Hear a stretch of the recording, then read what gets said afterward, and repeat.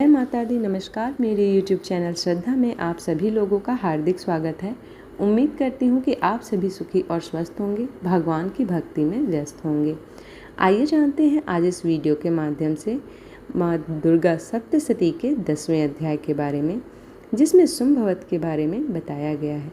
महर्षि मेधा ने कहा, हे राजन, अपने प्यारे भाई को मरा हुआ तथा सेना को नष्ट हुई देखकर क्रोध में भरकर दैत्यराज शुंभ कहने लगा, दुष्ट दुर्गे, तू अहंकार से गर्व मत कर, क्योंकि तू दूसरों के बल पर लड़ रही है। देवी ने कहा, हे दुष्ट, देख, मैं तो अकेली ही हूँ। इस संसार में मेरे सिवा दूसरा कौन है? यह सब मेरी शक्तियाँ हैं। देख, यह सब की सब मुझ में प्रविष्ट हो रही हैं। इसके पश्चात ब्राह्मणी आदि सभी देवियाँ उस देवी के शरीर में लीन हो गईं और देवी अकेली रह गईं। तब देवी ने कहा, मैं अपनी ऐश्वर्य शक्ति से अनेक रूपों में यहाँ उपस्थित हुई थी। उन सब रूपों को मैंने समेट लिया है। अब अकेली ही यहाँ खड़ी हूँ। तुम भी यहीं ठहरो, महर्षि मेधा ने कहा। तब देवताओं तथा राक्षस के देखते देखते देवी तथा शुंभ में भयंकर युद्ध होने लगा। अंबिका देवी ने सैकड़ों अस्त्र शस्त्र छोड़े। उधर दैत्यराज ने भी भयंकर अस्त्रों का प्रहार आरंभ कर दिया। देवी के छोड़े हुए सैकड़ों अस्त्रों को दैत्य ने अपने अस्त्रों द्वारा काट डाला।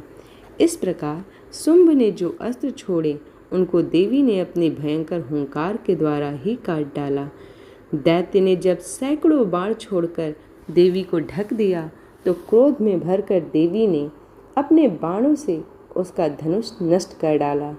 धनुष कट जाने पर दैत्येंद्र ने शक्ति चलाई, लेकिन देवी ने उसे भी काटकर फेंक दिया।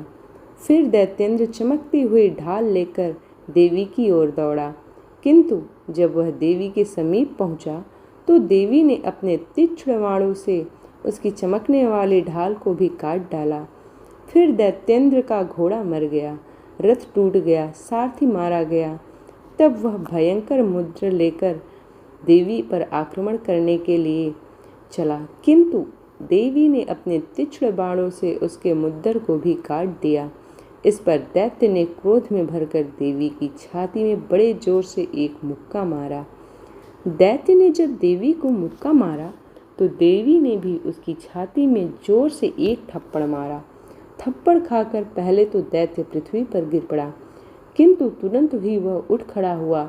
फिर वह देवी को पकड़कर आकाश की ओर उछाला और वहां जाकर दोनों में युद्ध होने लगा।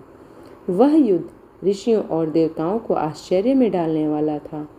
देवी आकाश में दैत्य के साथ बहुत देर तक युद्ध करती रही। फिर देवी ने उसे आकाश में घुमाकर पृथ्वी पर गिरा दिया। दुष्ट आत्मा दैत्य पुनः उठकर देवी को मारने के लिए दौड़ा। तब उसको अपनी ओर आता हुआ देखकर देवी ने उसकी छाती विदीर्ण करके उसको पृथ्वी पर पटक दिया। देवी के त्रिशूल से घायल होने पर उस दैत्य के प्राण पखेरु उड़ गए। उसके मरने पर समुद्र, द्वीप, पर्वत और पृथ्वी सब कांपने लग गए।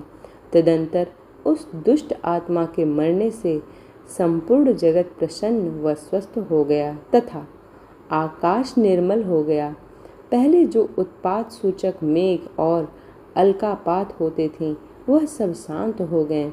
उसके मारे जाने पर नदियां अपने ठीक मार्ग से बहने लगीं।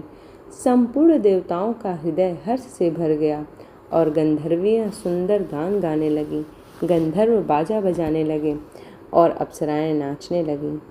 पवित्र वायु बहने लगी। सूर्य की कांति स्वच्छ हो गई। यज्ञशालाओं की बुझी हुई अग्नि अपने आप प्रज्वलित हो उठी तथा चारों दिशाओं में शांति फैल गई। इस प्रकार माँ दुर्गा सप्तशती का 10वां अध्याय भी समाप्त होता है। उम्मीद करती हूँ कि आज की ये वीडियो आप लोगों को पसंद आई हो। वीडियो पसंद आई हो तो वीडियो को लाइक करें, शेयर करें और चैनल को सब्सक्राइब करें। इसी प्रकार की भक्तिभाव और पूजा पाठ से जुड़ी हुई वीडियोस को प्राप्त करने के लिए चैनल को सब्सक्राइब करना ना भूलें। मिलते हैं अगले अध्याय में, तब तक के लिए जय माता दी।